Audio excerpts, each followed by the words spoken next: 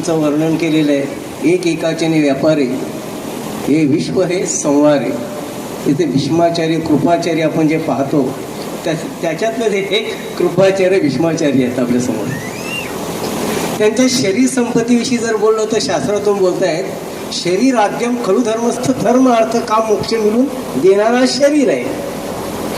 आणि आता एखाद्या तरुणाला लाजवेल असं त्यांचं शरीर आहे आणि बलदंड आहे, एकदम लोहपुरुष आहे ते.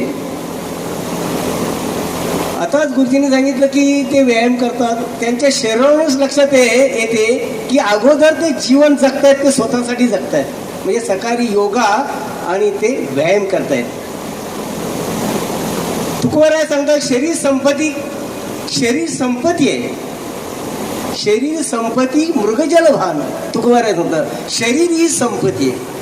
आणि मनुष्याने ज्या गोष्टीकडे लक्ष दिलं पाहिजे त्याकडे आपण दुर्लक्ष करतो.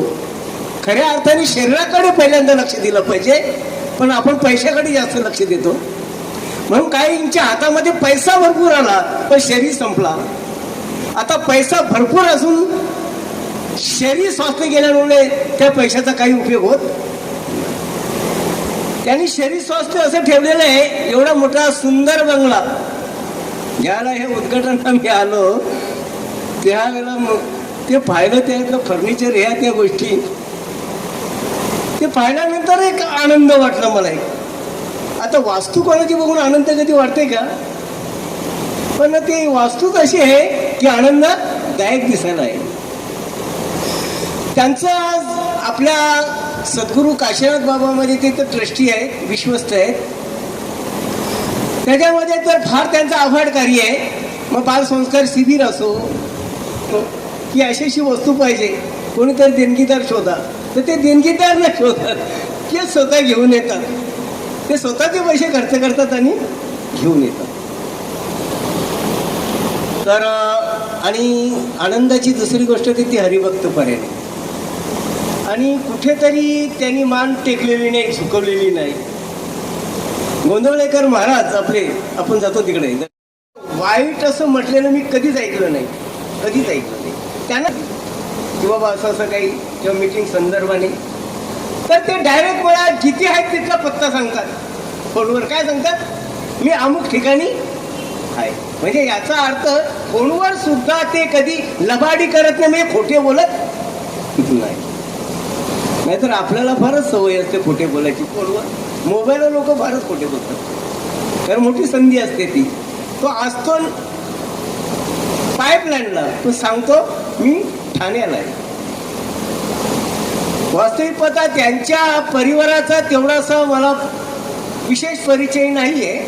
फक्त दीपक भाऊना त्यांच्या जाणतो की जो प्रत्येक सोमवारी दिंडीगडावर येतो. दिंडीगडावर दर्शन न चुकता हे दोघे पती पत्नी येतात. आणि त्यांची श्रद्धा बघितल्यानंतर माझ्या लक्षात येते हीच बोये बबू का आम खास आहे का आपण असं म्हणतो. पण एवढा वेळ दिला. पण बंधूंनो, 5 फेब्रुवारी 1951 रोजी माझा ह्या भाग्यवान घराण्यात जन्म झाला.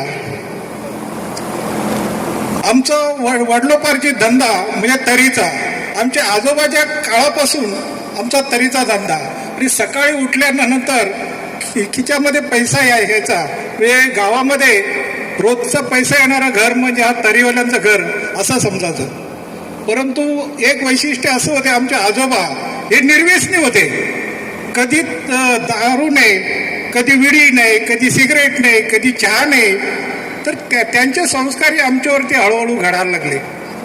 आणि मी कमीत कमी 9वीला असताना सुभेदारवाड्यामध्ये तर माझं लग्न झालं. म्हणजे त्यांची इच्छा होती की माझ्या एका तरी नातवाचं लग्न मला बघायला पाहिजे. त्या लग्नाकरता खटपट करणारी म्हणजे आमची आत्या पिंपळगरची, बाबा आणि आजोबा. मुली कुठं बघली, कोणाची बघली मला काहीच माहीत नव्हतं. आयत्या वेळेवर अगदी भोरल्यावर चढलो आणि जाणीव पण नव्हती काय एवढी लग्न म्हणजे काय, जबाबदारी काय. आत्ताची पोरं त्या मानाने चांगली आहेत का आपल्या स्वतःच्या पायावर उभे राहिल्याशिवाय कुठलाही पाऊल उचलत नाही. परंतु आमचं अनायसे असं झालं, मी पण लहान ती पण लहान होती, त्याच्यामुळं ती पण कधी कधी एक वर्षी तिकडं राहायची, कधी म्हणजे साध्या ड्रेसवरती राहायची. पण ज्या वेळेला आमच्या आजोबांकडे आम्ही कुठलीही मागणी केली ती आमची पूर्ण करायची. त्याच्यामध्ये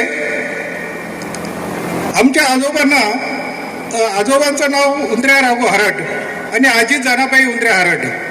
वडील कैलासवादी गणपत उंद्र्या हराट आणि 4 आत्या आणि बाबा असे एकूण 5 अपत्य होते. आई पशीबाई गणपत हराट अत्यंत गोड आणि प्रेमळ स्वभावाची असलेली, अख्ख्या गावात प्रेमळ व दयाळू स्वभाव म्हणून तिची ओळख होती. आम्ही एकूण 8 भावंडे व 4 मुलं आणि 4 बहिणी आमच्या. मोठा मी, त्याच्यानंतर कांताबाई, गोपाळ, सखूबाई यायला पोरके झालो. आज सुद्धा तिची आठवण आली की मन व्याकुळ होतो व जीव तळमळतो. स्वर्गात कोणते सुख असते मी पाहिले नाही, परंतु आमचे सुख हरवले. आज सुद्धा कुठून तरी तिच्या आवाजाची हाक कानावर पडावी असे मला वाटते. माझे शालेय शिक्षण जनरल एज्युकेशन इन्स्टिट्यूट हायस्कूल कल्याण या ठिकाणी झाले. 9वीत शिकता असताना मी आताच वर्णन केलं की आमचं लग्न झालं म्हणून. त्याच्यानंतर लग्नाचा पुढाकार आमच्या आत्याने घेतला, ते पण मी तुम्हाला थोडंसं लिहून घेतलंय वगैरे ते करायचे. आणि मुलांना रोजचं काय जे लागेल ते द्यायचे. का पैसा त्यांच्या हाती, पैसा असला तरी कधी गर्व केलेला नाही किंवा मुलांना तसं शिक्षणही दिलं नाही. व एवढा पैसा आहे, आपण एक चांगले मोठे माणसं होत नाही, एक जबाबदारी जाणीव पण करून द्यायची. ती का निर्व्यसनी असल्यामुळं त्यांचे विचार खूप चांगले असे. अशा या थोर घराण्यात माझा जन्म झाला. आणि मला सुद्धा आमच्या पोटी विवाह झाल्यानंतर 5 अपत्य आले. एकाचं नाव समजा विलास, एकाचं उषाबाई गोकुळ नाईक, रेखाबाई भोईर आणि संदीप आणि दीपक अशी 5 अपत्ये आल्यानंतर सुसंस्कारित त्या लवेशचा मुलगा, नातवंड आणि पतवंड एवढा मोठा परिवार आमचा झालेला आहे. किंवा अशा प्रकारे आपण सर्वजण या ठिकाणी आलात, आमच्या प्रेमाका खातर आपल्याला आशीर्वाद दिलात, त्याबद्दल मी आपणा सर्वांचा ऋणी आहे. आणि या घराण्यामध्ये जन्मलेलं मी स्वतःला भाग्यवान समजतो. त्या घराचे अनंत उपकार संस्कार हे खूप महान आहेत. म्हणून मी आमच्या घराण्यापुढं, आमच्या आईवडिलांसमोर, आमच्या आजोबांसमोर